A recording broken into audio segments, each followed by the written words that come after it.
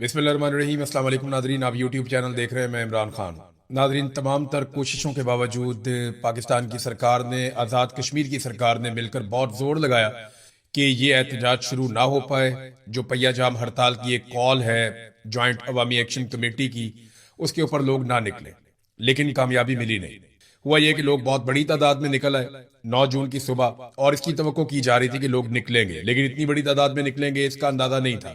दो जगहों से लॉन्ग मार्च का आगाज हुआ जहां पे सुबह लोग निकले, और वहां पे इक्का दुक्का वाकयात भी हुए, झड़पें हुई, लड़ाई हुई, काफी डंडे भी चले और बहुत सारे लोग जख्मी भी हुए। चंद शहादतों की भी इतला है, लेकिन अभी तक चीजें कंफर्म नहीं हो रही। तो काफिला रुका नहीं है, बल्कि लोगों ने कंट्रोल कर लिया शहर के ऊपर, सड़कों के ऊपर, और वो आगे बढ़ना शुरू हो गए। एक तो जनाब मीरपुर से बड़े काफिले निकले हैं और दूसरा डुडियाल से। ये दो जो है वो बिगनिंग वाले पॉइंट्स हैं, बिल्कुल जहां से काम शुरू होता है, डुडियाल और मीरपुर से। ये नक्शा मैं आपके सामने रखता हूं। ये है जी आजाद कश्मीर का नक्शा। ये बिल्कुल बारीक नक्शा है। ये नीचे सबसे अगर आप गौर से देखें तो नीचे बिम्बर का इलाका है, उसके ऊपर मीरपुर का एरिया है। तो ये डुडियाल है और साथ मीरपुर है। यहां से काफिले निकलते हैं और वो इकट्ठे होने के बाद अब कोटली की तरफ बढ़ रहे हैं। कोटली जो है वो एक बड़ा हसास मुकाम है।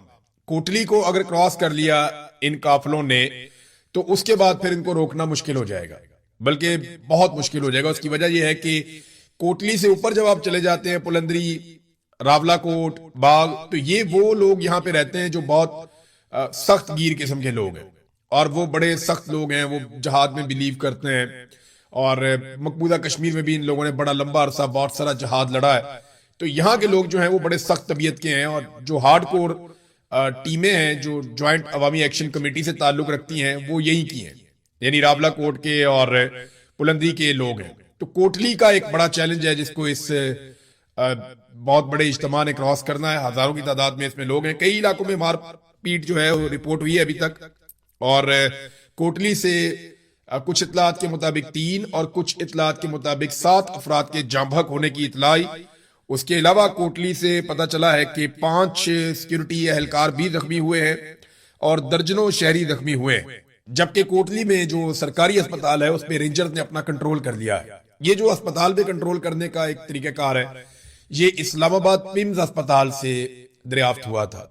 जब 26 नवंबर 2024 को गोलियां मारी गई पाकिस्तान तहरीक इंसाफ के वर्कर्स को, तो उसके बाद लोग वर्कर्स को उठा के अस्पताल की जाने भागे। तो करीबी अस्पताल जो था वो पिम्स अस्पताल था। तो जैसे ही लोग पिम्स अस्पताल पहुंचते गए तो वहां पे सिक्योरिटी फोर्सेस की गाड़ियां खड़ी थी, वो लोगों को उठा के गाड़ियों में डाल के गिरफ्तार करना शुरू हो गए।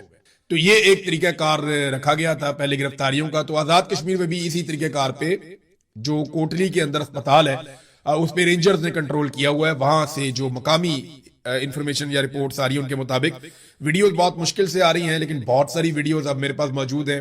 पूरा इनबॉक्स भरा हुआ है, बड़े पैमाने पे लोग मैसेजेस कर रहे हैं और वीडियोस भिजवा रहे हैं। कोई ना कोई बंदोबस्त उन्होंने कर रखा है कि इंफॉर्मेशन पहुंच जाए। तो बरतानिया में यहाँ पे इंफॉर्मेशन, मेरे ख्याल में इस्लामाबाद में इंफॉर्मेशन पहुंचे, उससे पहले बरतानिया में इंफॉर्मेशन पहुंच जाती है। और रीजन उसका यह है कि बरतानिया में बहुत बड़े पैमाने पे, बहुत बड़ी तादाद में ओवरसीज कश्मीरी रहते हैं। तो ये जुड़े हुए हैं अपने घर वालों के साथ, और जहां जहां पे इनके पास फैसिलिटी है, ये वहां से वीडियोज आ रही हैं कि जनाब इस इलाके में अब ये हो रहा है। अमली तौर पे जो आजाद कश्मीर है वो वहां लॉकडाउन है, यानी वो बंद है। हुकूमत ने पूरी कोशिश की कि बाजार बंद ना हो, इलाके बंद ना हो, लेकिन हूं का आलम है। बहुत सारे इलाकों में, कुछ एरियाज में कुछ दुकानें खुली भी हैं, लेकिन ज्यादातर कश्मीर जो है वो लॉकडाउन के जेर असर है। और जो ज्वाइंट अवामी एक्शन कमेटी, जिसे कलअदम करार दे दिया गया, उस कमेटी की कोशिशों से उन्होंने कश्मीर को बंद किया हुआ है।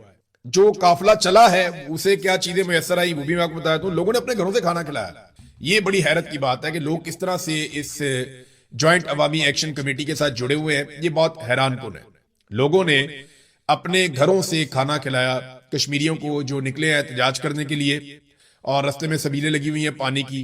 कुछ बेकरियां जो है वो खुली थी, वहां से लोगों को खाने पीने की चीजें दी गई। तो दवाइयों के अलावा, बेकरियों के अलावा, दूध की दुकानों के अलावा या मेडिकल स्टोर्स के अलावा, इन चीजों के अलावा बाकी तमाम चीजें बंद हैं। और खास तौर पे जहां से ये काफिला गुजरा है वहां पे तो मुकम्मल तौर पे पहिया जाम हड़ताल और बंदिश है हर चीज की। सिर्फ वही लोग चल रहे हैं जो काफिले के अंदर शामिल हैं। यहाँ पे एक पुल है जिसका इब्तिदा नहीं हो रहा था बड़े लंबे अरसे से, और बड़े लंबे अरसे से इसके ऊपर जो है वो एक कंट्रोवर्सी भी थी, 20-25 साल हो गए। तो मुजाहिरीन ने ये उठाया, हरियाम पुल जो है इसका इफ्तिताह भी कर दिया जाते जाते, और ये पुल को क्रॉस करके आगे की तरफ बढ़ रहे हैं। इस वक्त ये काफिला कहां पे है? जो बड़ा काफिला है वो इस वक्त मौजूद है कोटली के दरवाजे पे, यानी यहाँ पे एक पावर प्लांट है, उसके करीब से गुजर के ये पहुंच गए हैं, बिल्कुल कोटली में दाखिल होने वाले हैं। अगर ये कोटली में दाखिल होते हैं और कोटली के लोग इनके साथ शामिल हो जाएं, क्योंकि कोटली में सुबह से लड़ाई चल रही है और वहां पे काफी एहतजाज हो रहा है, क्योंकि यहाँ के लोगों ने जो एहतजाज करने के लिए बड़ा काफिला आ रहा है उनका इस्तकबाल करना था, उनके खाने पीने का भी बंदोबस्त करना है, उनको ठहराने का भी बंदोबस्त करना है, और उसके बाद फिर ये आगे बढ़ेंगे कोटली से पुलंदरी की जानिब, और पुलंदरी से फिर ये जाएंगे रावला कोट, और रावला कोट से फिर बाग की तरफ जाएंगे, और बाग से आगे इनकी मंजिल है मुजफ्फराबाद। तो जितनी रुकावटें हैं उनको देखते हुए ये लगता है कि इनको 2-3 दिन शायद ये सफर पूरा करने में लग जाए, या हो सकता है इससे पहले इनको डिस्पर्स होना पड़ जाए, या हो सकता है कि इससे ज्यादा टाइम इन्हें लग जाए, कुछ भी हो सकता है, या किसी जगह पे ये बैठ जाएं। लेकिन अभी फिलहाल ये कोटली के दरवाजे पे है बहुत बड़ा काफिला। पुलंदरी में लड़ाई हुई है, वहां पे मकबूल भट्ट चौक है जो बड़ा मशहूर चौक है वहां का। मकबूल भट्ट जिसे भारत भी एक दहशतगर्द समझता था और पाकिस्तान की एजेंसियां भी उनके साथ बहुत जुल्म करती रही हैं, मकबूल भट्ट एक बड़ा हीरो है, एक बहुत बड़ा नाम है, उसके ऊपर तो पूरी किताब लिखी जा सकती है, पूरा वीलॉग किया जा सकता है, बहुत सारे वीलॉग्स किए जा सकते हैं। तो मकबूल भट्ट चौक है एक पुलंदरी में, मकबूल भट्ट चौक में लड़ाई चल रही थी, और इस वक्त जो ताजा मनाजिर आए शाम के वक्त, उनके मुताबिक मकबूल भट्ट चौक में भी मुजाहिरीन का कंट्रोल है, वहां पे सिक्योरिटी फोर्सेस का कंट्रोल नहीं है। तो कुल मिला के सूरत-ए-हाल ये है कि काफिला निकला, बड़े पैमाने पर लोग निकलकर पहुंच गए कोटली के करीब। कोटली में और पुलंदरी में लड़ाई चल रही है सिक्योरिटी फोर्सेस की अवाम के साथ, और रावला कोट में भी अवामी ज्वाइंट एक्शन कमेटी के साथ झड़पें जारी है। कई जगहों पे लोग जुलूस निकाल रहे हैं, छोटी छोटी रैलियों की तादाद में, छोटे छोटे, यानी कहीं पे 200, कहीं पे 500, कहीं पे 800, इस तरह लोग निकल रहे हैं, और निकल के वो अपनी एग्जिस्टेंस शो कर रहे हैं, अपने लोगों को गरमा रहे हैं। लेकिन जैसे ही ये मेन काफिला अगर पहुंच जाता है और वो गुजर जाता है कोटली के अंदर से, तो कोटली से बहुत बड़ी तादाद में लोग शामिल हो सकते हैं।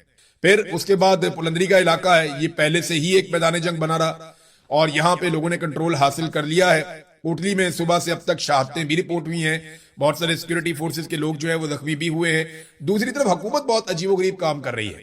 एक तरफ जो फैसल राठौर है वजीर आजम आजाद कश्मीर के, एक तरह से वो कठपुतली वजीर आजम है, उनकी कोई हैसियत नहीं है, लेकिन वो इंटरव्यूज के अंदर बार बार एक बात कर रहे हैं कि हम बातचीत करना चाहते हैं, बातचीत करने के लिए तैयार हैं, हम बैठना चाहते हैं, हम चाहते हैं कि बैठ के मसाइल का हल निकले, सीटों का कोई मसला नहीं है, मुहाजिरीन की सीटें इंसानी जानों से ज्यादा कीमती नहीं है, ये बातें वो कर रहे हैं एक तरफ। लेकिन वो मुज़ाकरात करना किन के साथ चाहते हैं? क्या वो मुज़ाकरात करना चाहते हैं उन लोगों के साथ जिनके नाम उन्होंने 1-1 करोड़ रुपया हर एक के सर के ऊपर इनाम रख दिया? ये 4 लोग हैं, इनके सरों के ऊपर इनाम रख दिया गया। शौकत नवाज मीर, उमर नजीर कश्मीरी, ख्वाजा मेहरान अरशद और सरदार अमान खान, ये 4 मेन लोगों में से एक है। यानी और भी बहुत सारे लोग हैं, और ये ऐसा नहीं है कि अवामी ज्वाइंट एक्शन कमेटी इन 4 लोगों की मोहताज है। वहां पे जो भी शामिल होता है वो खुद ही लीडर बन जाता है, और ये लोगों की कमेटी है, ये लोगों की कमेटी है, यानी आम अवाम ने ये कमेटी बनाई हुई है। ये ऐसा नहीं है कि चंद लोगों ने मिलके अवाम को इकट्ठा करके बेवकूफ बनाया हुआ, ये वो चक्कर ही नहीं है। ये जो अवामी ज्वाइंट एक्शन कमेटी है ना, इसका रिवर्स किस्म का फॉर्मूला है। ये ऊपर से नीचे की तरफ ताकत नहीं जा रही, नीचे से ऊपर की तरफ आ रही है। आप अगर ये 4 बंदे पकड़ लें जिन पे 1-1 करोड़ रुपए का आपने इनाम रखा हुआ है इनके सरों पे, तो क्या इसके बाद एहतजाज खत्म हो जाएगा? मुझे तो नहीं लगता कि इससे खत्म होगा। एहतजाज खत्म होगा बातचीत के जरिए से, या ताकत के बहुत अंधे इस्तेमाल के जरिए से, कि आप बहुत सारे लोग मारते हैं, बहुत तबाही फैलाते हैं, आप एक ऐसी नफरत का बीज बो दें जो तनावर दरख्त बनेगा ही बनेगा। ये जो आज आप फसल बोएंगे ये आपको कल काटनी पड़ेगी। आप जो मर्जी कर ले, आने वाली नस्ल आपको माफ नहीं करेगी, क्योंकि लोगों पे गोली चलाना बहुत आसान है, एक ट्रिगर आपने दबाना है, गोली चल गई, लेकिन उसकी कीमत चुकानी पड़ती है नस्लों को, और वो कीमत चुकाना बहुत मुश्किल है। ये कोई भी फोर्सेस जितनी मर्जी ताकतवर हो, कोई रियासत कितनी भी ताकतवर हो, वो इसकी कीमत नहीं चुका सकती। गोली से आप नफरत बो देते हैं और फिर आपको एक नफरत की पूरी फसल काटनी पड़ती है, वो कई गुना ताकत के साथ वापस आता है। बहरहाल ताकत का अंधा इस्तेमाल जारी है। एक तरफ तो जनाब वो कह रहे हैं जी हमने मुज़ाकरात करने इन लोगों के साथ, और दूसरी तरफ इन लोगों के नाम जो हैं वो कलदम तंजीम बना के इनकी गिरफ्तारियों और इनके छापों के लिए बाकायदा जो मुखबरी करेगा उसके लिए 1 करोड़ रुपए का इनाम भी मुकर्रर कर दिया कि इनमें से कोई एक बंदा पकड़वाएं और 1 करोड़ रुपया आप ले लें। यानी आप गद्दारी करें अपने लोगों के साथ, अंदर से को बंदा वो बताए जनाब ये यहां बैठा हुआ है, वहां पे आके पकड़े, उसको 1 करोड़ रुपया दिया जाए। किसी को 1 करोड़ नहीं मिलना। ये आज तक मैंने नहीं देखा कि किसी बंदे को इनाम की रकम मिली हो। वो अमेरिका ने अटैक किया था ना वेनेजुएला के ऊपर, तो उसने बहुत इनाम रखा हुआ था उसके सर पे मादुरो के। तो जिन लोगों ने कहा था कि ये इनाम हमें मिले, अमेरिका ने कोई नहीं दिया इनाम। इधर अमेरिका इनाम नहीं देता तो पाकिस्तान इनाम देगा? सवाल ही पैदा नहीं होता। अगर फैसल राठौर साहब वाकई चाहते हैं कि उन्होंने मुज़ाकरात करने हैं तो वो ये कलदम का ठप्पा हटाएं, ज्वाइंट अवामी एक्शन कमेटी के लोगों के साथ बैठ के बातचीत करें, उनके सर के ऊपर जो इनामात रखे गए हैं ये सिलसिला रोकें। और बड़ी अजीबोगरीब खबरें पाकिस्तान की मीडिया पे चलवाई जा रही है।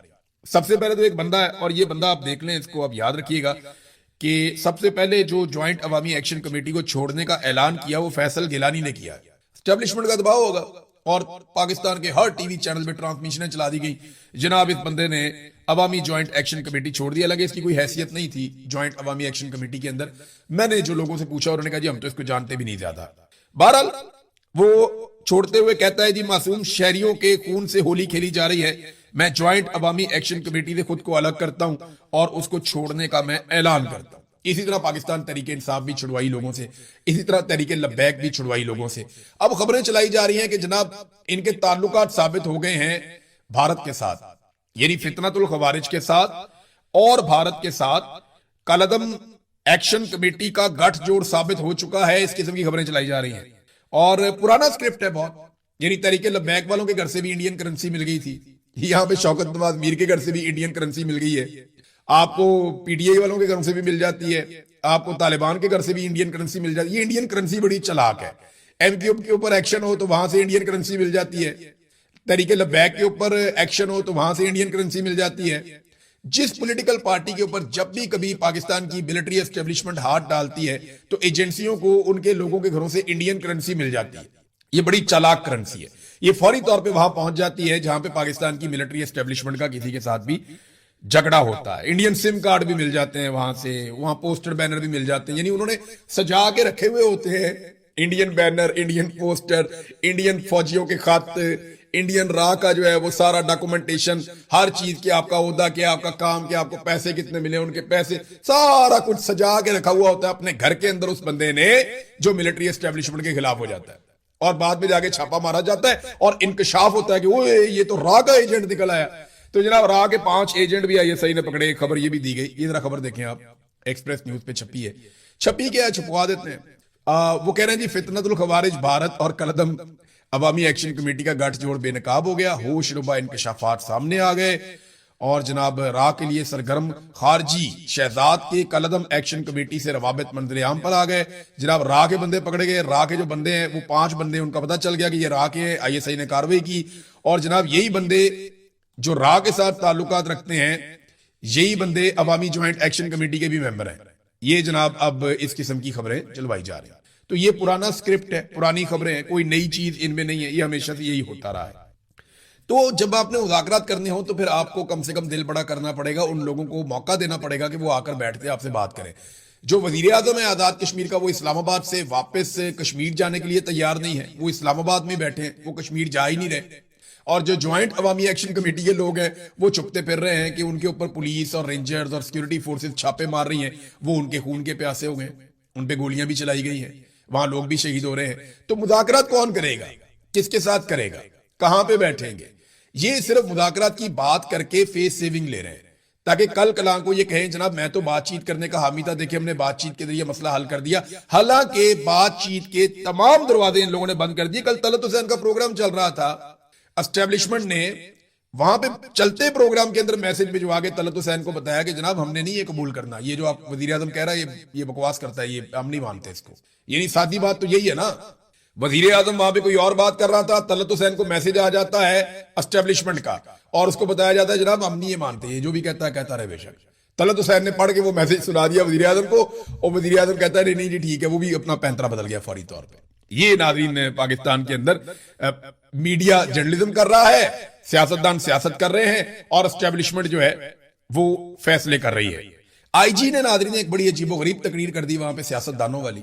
बल्कि मैं अभी देख रहा था कि ईरान ने जंग लड़ी है अमेरिका के साथ, किसी अमरीकी या ईरानी जर्नैल ने भी ऐसी तकरीर नहीं की, किसी इसराइली जर्नैल ने भी ऐसी तकरीर नहीं की, पूरे मिडल ईस्ट के अंदर किसी जर्नैल ने या किसी फौजी ने या किसी सियासतदान ने ऐसी शानदार तकरीर नहीं की, या पाकिस्तान के जर्नैलों ने कभी इंडिया के साथ लड़ाई में ऐसी तकरीर नहीं की, ना कभी इंडियन जर्नैलों ने ऐसी तकरीर की है जैसी तकरीर कर दी आईजी कश्मीर ने। ये आईजी कश्मीर वही आदमी है जिसने कहा था 1000 बंदा मारूंगा तो अमन आ जाएगा। और वो मुझे पता है कि चाहे अलीमीन गंडापुर हो चाहे सुहेल अफरीदी हो, दोनों की पूरी कोशिश होगी कि इमरान खान को किसी ना किसी तरह बाहर निकाला जाए, लेकिन तरीकाकार अपना अपना है। अब इसी तरह जो एस्टेब्लिशमेंट है उनकी भी नींदें हराम की हुई है इमरान खान ने, तो हमें कुछ चीजें देखनी पड़ेंगी कि पीटीआई बैकडोर चैनल पे ऐसा लगता है कि मुतमईन दिखाई दे रही है, लेकिन इमरान खान को कौन बनाएगा? क्या इमरान खान को किसी डील पे आमादा किया जा सकता है कि बाहर आके माफी मांग लो? तो माफी तो इमरान खान नहीं मांगता। अगर माफी मांगनी होती तो वो 3 साल से जेल में ना बैठा होता। दूसरा, क्या इमरान खान साहब को इस बात पे मनाया जा सकता है कि आप तमाम चीजें छोड़ दें और हुकूमत को तस्लीम कर लें और इस हुकूमत के साथ सब्र शुक्र करके आप टाइम गुजारें? तो इस बात पे भी इमरान खान साहब को नहीं मनाया जा सकता। तो क्या इमरान खान को इस बात पे मनाया जा सकता है कि एक सर्टेन टाइम पीरियड के लिए इमरान खान साहब खामोश हो? तो ऐसा दिखाई नहीं देता कि इमरान खान साहब को इस बात पे भी मनाया जा सकता हो। तो मनाया किस बात पे जा सकता है? इमरान खान साहब को उसी बात पे मनाया जा सकता है जिसमें पाकिस्तान का फायदा हो और जिसमें ये निजाम तब्दील हो जाए, वरना आप मना नहीं सकते। ये निजाम तब्दील होने की खबरें अब सिविल वडाइच वगैरह भी दे रहे हैं और हुकूमत मुकम्मल तौर पे नाकाम हो चुकी है। ये बजट जो अब बन रहा है ना, सारे सर पकड़ के बैठे कि इन्होंने क्या किया। पाकिस्तान हर शोबे में नीचे गया, हमारी सरमायाकारी लगातार कम हो रही है, पाकिस्तान से ब्रेन ड्रेन हो रहा है, कीमती लोग अपना सरमाया लेकर पाकिस्तान से बाहर जा रहे हैं, इकोनॉमी बुरी तरह शेक हो चुकी है, गुर्बत में इजाफा हो रहा है, बेरोजगारी में इजाफा हो रहा है, तमाम इशारे जो है वो गलत रिपोर्टें दे रहे हैं। कोई चीज पाकिस्तान की दुरुस्त सिमत में नहीं चल रही, दहशतगर्दी इतनी ज्यादा बढ़ती चली जा रही है और कौम में मायूसी है। सबसे बड़ी बात है, कौम में मुकम्मल तौर पे मायूसी है। कोई यहां पैसा लगाने के लिए तैयार नहीं है, कोई यहां काम करने के लिए तैयार नहीं है। तो ऐसे में कौम को खड़ा कौन करेगा और किस तरह कौम दोबारा खड़ी हो सकती? कोई उम्मीद है ना कौम को? तो इन्होंने बड़ी झूठी उम्मीदें दिलाने की कोशिश की कौम को कि शहबाज शरीफ है, ये महातीर मोहम्मद बन जाएगा। कौम मायूस हो गई, उन्होंने कहा नहीं, ये नहीं बन सकता, ये आसिम मुनीर है, ये तुम्हारे लिए ये करेगा वो करेगा, तब्दीली लेकर आएगा। कौम ने कहा सरकारी मुलाजिम है, इसका क्या काम है? इससे पहले भी बड़े आए बड़े गए, कोई काम नहीं हुआ। और आसिम मुनीर साहब से कौम बहुत मायूस हुई। तो ये पूरा का पूरा सिस्टम जो है वो एक मायूसी की दास्तान है। इन्होंने बहुत तबाही फेरी है इकोनॉमी की, दहशतगर्दी के मामलात में, इंसानी हुकूक की, हर चीज में पाकिस्तान में अबतरी हुई है। तो इमरान खान से अब बात तो करनी पड़ेगी और ये बार बार कोशिश करते रहे। मुझे ऐसा लगता है कि अब दोबारा कोशिश कर रहे हैं। सुहेल वड़ाइच का कॉलम शायद इसी सिलसिले की एक कड़ी है। फिर अली अमीन गंडापुर की जो फ्रस्ट्रेशन है या वो जिस तरह से अब सामने निकल कर आ रहे हैं या उनका गुस्सा बढ़ता जा रहा है या उन्होंने अपने साथियों को एक एक करके सामने लाना शुरू कर दिया है, ये क्यों हो रहा है? देखिए, अगर इसी तरह मफामत होनी थी और बातचीत होनी थी तो वो अली अमीन गंडापुर के दौर में भी हो सकती थी। अब ये तकलीफ तो अली अमीन गंडापुर को रहेगी क्योंकि मुझे उन्होंने ये कहा था कि मैं इमरान खान को अपनी गाड़ी में बिठाकर जेल से बाहर लेकर आऊंगा। उनकी ख्वाहिश थी कि अली अमीन गंडापुर जाए और इमरान खान को अपनी गाड़ी में बिठाकर जेल से बाहर लेकर आए। अब अगर सुहेल अफरीदी के टाइम पे ये मुज़ाकरात हो रहे हैं या कोई बैकडोर चैनल राब्ते चल रहे हैं तो फ्रस्ट्रेशन अली अमीन गंडापुर की बढ़ जाना एक फितरी अमल है। ये मेरा एनालिसिस है इस सारी सिचुएशन के ऊपर। हम इस पे मजीद बात करेंगे, लेकिन खान साहब को जेल से निकाला गया, इस बात के ऊपर चंद सहाफी जो बड़े मोतबर है वो बड़े बड़े शोर शॉट है, वो कहते हैं ये बिल्कुल निकाला। खान साहब जेल से बाहर गए, अस्पताल नहीं पहुंचे, कहां लेकर गए कोई पता नहीं। बहरहाल बुशरा बीबी की फैमिली की भी मुलाकातें नहीं हुई। और वो मैं आपको एक और बात भी बता देता हूं, जेल में जब मुलाकात करवाई जाती है तो बाकायदा हलफ लिया जाता है, बुशरा बीबी से भी हलफ लिया जाता है। ये मुझे एक सोर्स ने बताया। और फैमिली से भी हलफ लिया जाता है कि आप बाहर आकर कोई बात नहीं करेंगे। और बुशरा बीबी से हलफ लिया जाता है कि आप इमरान खान के बारे में इनसे कोई बात नहीं करेंगे। ये अभी लास्ट जो एपिसोड हुए एक दो, उनके अंदर ये हुआ। बहरहाल ये तो एस्टेब्लिशमेंट का अपना तरीकाकार है, वो बेचारे फंसे हुए बहुत इतना। पाकिस्तान तहरीक इंसाफ के लोग सुहेल अफरीदी धरना देने के लिए पहुंचे, वो जा रहे हैं जी असेंबली के बाहर कि जी बजट ठीक नहीं है तो हम धरना देने आ रहे हैं। भैया आपने बजट पढ़ा है? आपको पता है उसमें क्या लिखा है? आपको क्या मिलने जा रहा है, आपको क्या नहीं मिलने जा रहा? आप मुंह उठा के चल पड़े जनाब हमने जाके धरना देना है। आपकी पार्टी कहती है कि हमारे साथ एतमाद में भी नहीं लिया। और जब आप 200-250-500 बंदा लेकर आप जाएंगे तो इस्लामाबाद में आपको 10-15 पुलिस वाले रोक लेंगे। और यही हुआ, 26 नंबर चुंगी पे उन्होंने रोक लिया। वो फेस सेविंग थोड़ी बहुत देंगे और वापस छोड़ देंगे। ये क्या हो रहा है भाई? ये पाकिस्तान तहरीक इंसाफ अवाम की सबसे बड़ी पार्टी है। आपने आना, आप 2-2.5-3 लाख बंदा लेकर आए, 10,000, 5,000, 25,000 बंदे लाकर तो आपने देख लिया सुहेल अफरीदी को इमरान खान ने इसलिए बनाया था वजीर आला कि ये 2-4-5 लाख बंदा इकट्ठा कर लेगा और ये नौजवानों का एक लीडर बन जाएगा और बड़े पैमाने